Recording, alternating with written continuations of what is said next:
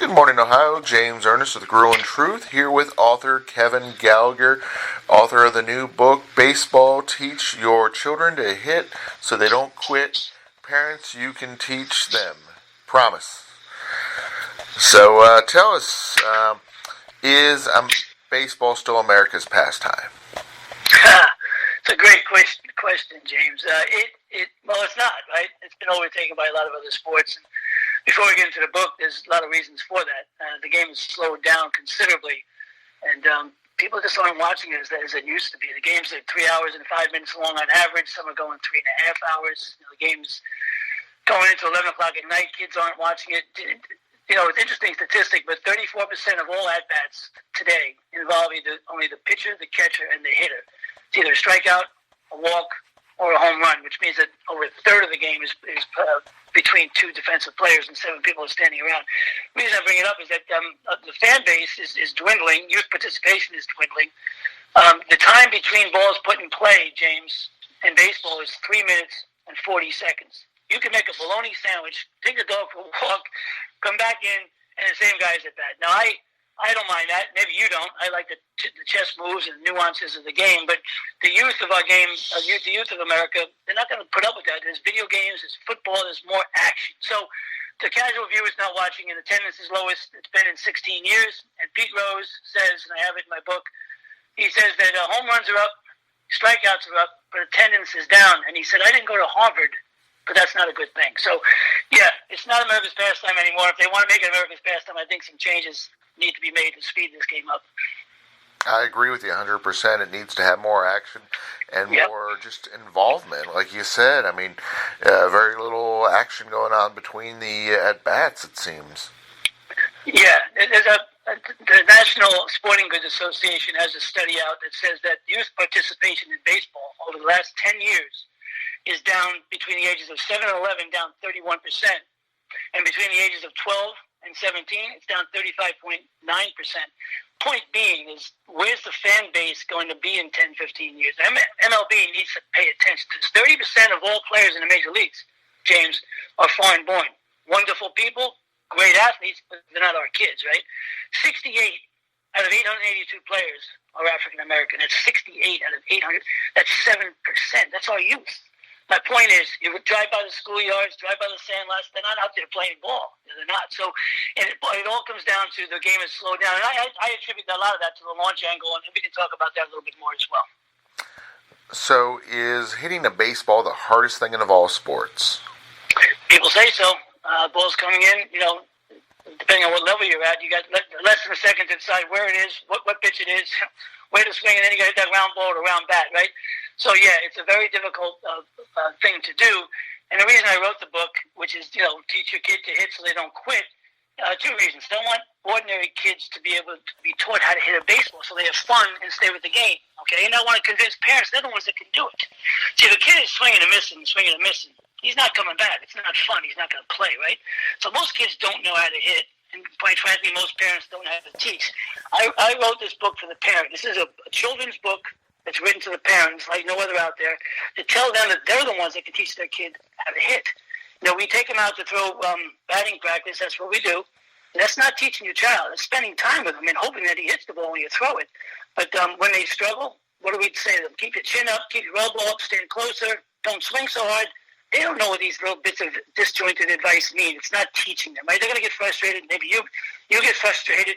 If they go to Little League, now they're swinging and missing in front of strangers, grandma, grandpa, maybe the boy or girl they like down the end, their buddies. They're not going to do that very long because it's frustrating and it's embarrassing. They're not having fun. I call the walk from home plate to the dugout the longest and loneliest walk in sports. Okay? They're just not going to do it. Baseball is the only sport where we take your child or your listener's child 4 times a game, give them a bat, tell them to stand at home plate, tell everybody stop, wait, watch Joey, watch Lisa. Okay, go ahead. Succeed or fail. Hit the ball or miss it, right? And so they're not going to do it very often. They're going to move on to another sport possibly, or the street corner, I don't know. But there's plenty of sports they can run around for 2 hours as a young child, and you don't know if he did good or bad or she did good or bad. They just ran around and blended in. Baseball is not like that. In a way, it's cruel, but that's the way it is. So we got to teach our kids to hit so they don't quit. Exactly. So, with writing the book, what baseball experience do you have?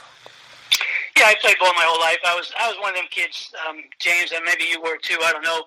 Could wake up at midnight and hit a line drive. Right? Nobody ever taught me how to hit. I refined it over the years. I played for the Pittsburgh Pirate organization. And to tell you quite frankly, the inspiration for this book came from my struggle. Right, my career ended abruptly. I was at second base playing for the Pirates in the fifth inning. Got hurt. I never walked back on the field again. So I was at the top of my game. I was bitter for many years, James. Many years. And one day, my brother, one of them guys that struggled, couldn't hit, and no one ever taught him.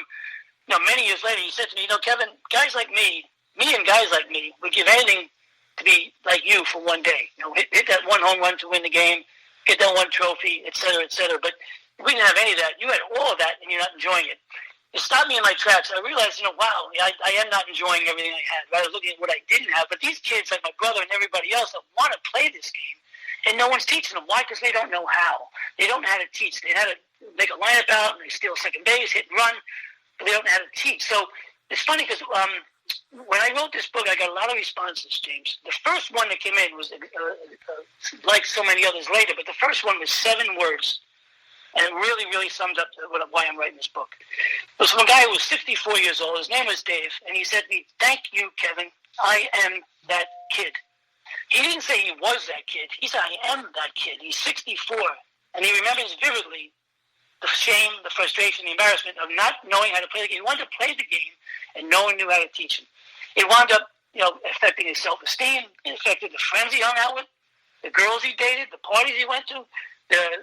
Did he take risks at the next thing that came up, or did he think he was no good? It affected him. He's 64 years old. He remembers vividly what that was like. And there's kids out there today crying out, James, I want to play this game. Won't somebody teach me? And I wrote this book for them. I didn't write it for the next AAU Traveling All-Star. I was one of those. They can hit on their own. One day, they might need this style. People in major leagues switch to this style late in their careers because it's a contact hitting. It's top-hand hitting. We'll talk about that in a minute. But everyone's style stops working at some point when you go up the line and the ball speeds up and they start changing directions and whatnot with the ball. And maybe your style was good because you had good athletic ability, you were bigger than the other kids, but eventually it might stop working. And this style works when you first start out.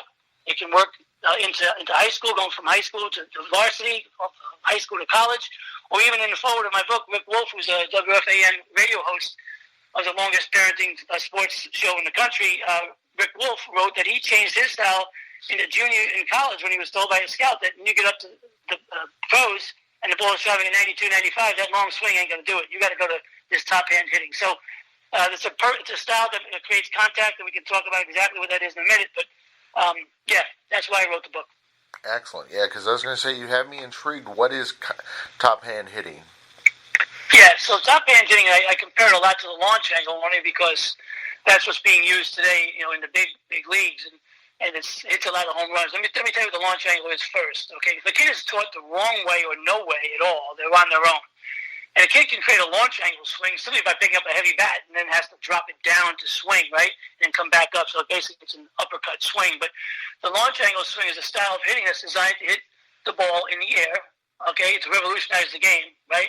And very talented players can do it, James, right? They can do it. But even those guys in the major leagues, they're striking out 225 times to hit 30 home runs. I mean, Joey Gallo hit 40 home runs last year, but he struck out 207 times. Bryce Harper struck out 170 times. Willie Mays and Igala in their prime over their 20-year career averaged 66 strikeouts a year. 66. They were contact hitters. They put the ball in play. So anyway, the launch angle swing, what it does, it drops the barrel of the bat down below. So if you consider the ball coming in on a straight line, and in Little League, that's what you're going to get as a fastball. You drop your right hand down. The barrel of the bat always follows your top hand.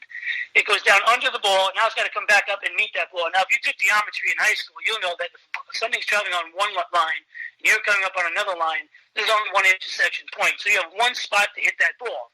And if you don't get there, you're going to miss it. That's why you see so many people swing and miss in major leagues. That's why the games are so long. But top-hand hitting is just the opposite. We're going to keep our top hand as the top hand from start to finish. So we start with the top hand. It's almost like chopping a tree. It's how we start our steps to create an association in the brain to that top hand to bring it down.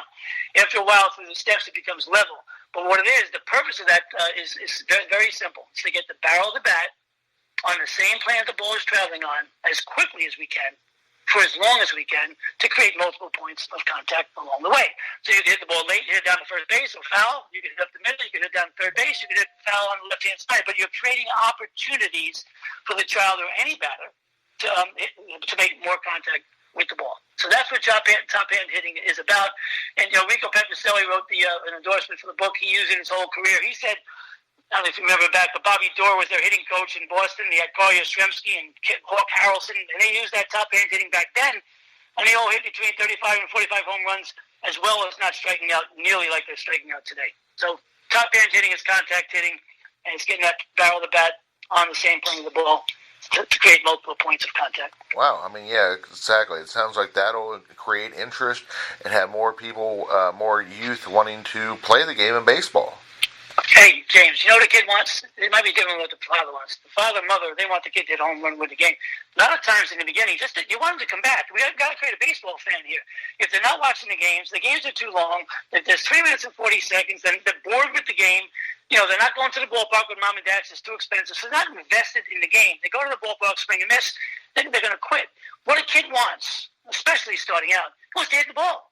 Hit a ground ball to short and make an error. Get on first base. Hey, slide into second, get dirty, come in, high-five your friends, go to school tomorrow. Let's talk about that game. What was it like out there in the big stage? Get your uniform dirty. Keep it on for 3 hours after the game because you just did something that's important.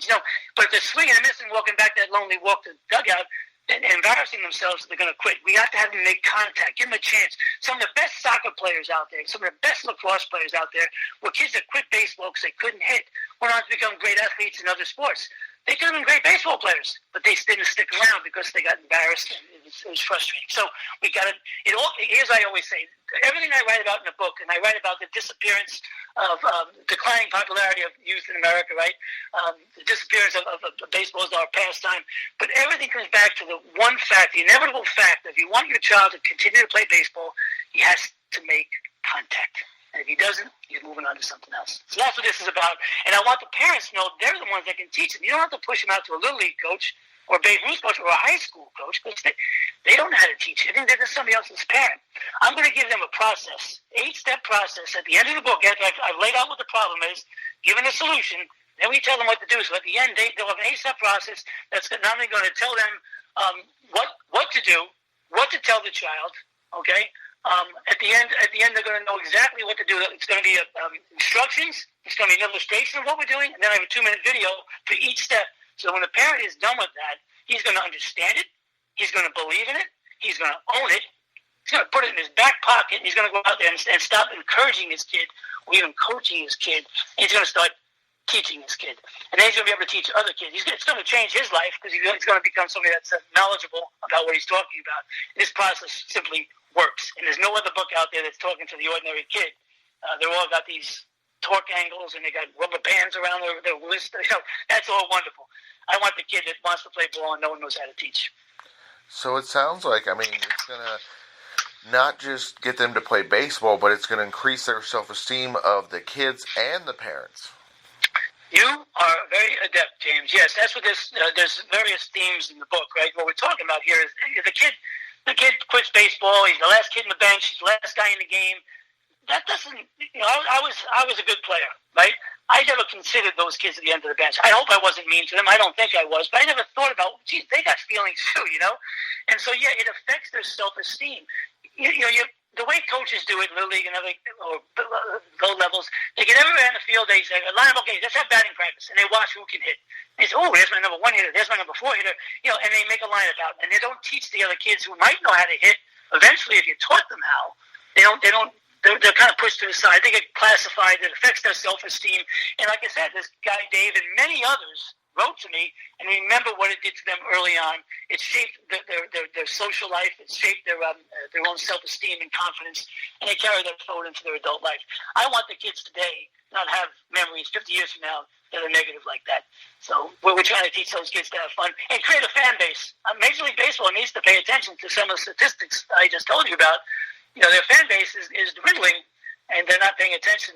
All about this hit the home run. It's all about the home run. It's all or nothing these days. Well, your book sounds like it's going to really change lives and impact the sport of baseball. Before we let you go, where on social media, where on the web, where can they find more out about your book? Yeah, there's two places you can get it. It's being sold on Amazon.com. The name of the book is Teach Your Kid to Hit So They Don't Quit. It was the #1 new release on Amazon. It was ahead of the Willie Mays and Yogi Berra story. It was nice to see my picture up with those three guys. And it's also on my website, which is hittingsimple.com. On there is the book. You can buy it right there. The videos are there. Some of the interviews I've done on some of your show and some major national shows that I've done are on there. And you can get a glimpse of the first 3 chapters of the book as well. So we'd love to have people go out there. That's what I'm trying to do. I'm trying to affect the youth of our nation. And the last thing I'll tell you is I'm in discussions with Little League International. We've come to an agreement where I'm giving them 12 books. We're doing a test market run. I want them to be able to offer to their constituency something more than hats and T-shirts and leagues, but a valuable tool to teach those parents instead of giving them 15 different disjointed bits of advice about keeping your shoulder up and everybody telling them something different. Have one standard way to have them hit the ball. Give them a valuable tool and empower the parents. So we have that underway. I'm shipping the books to them this week. And based upon the test market, I'm hoping to go real far and wide with them. So we'll see. Sounds great, Kevin. We've enjoyed having you on the show today. Thanks, James. I really appreciate it.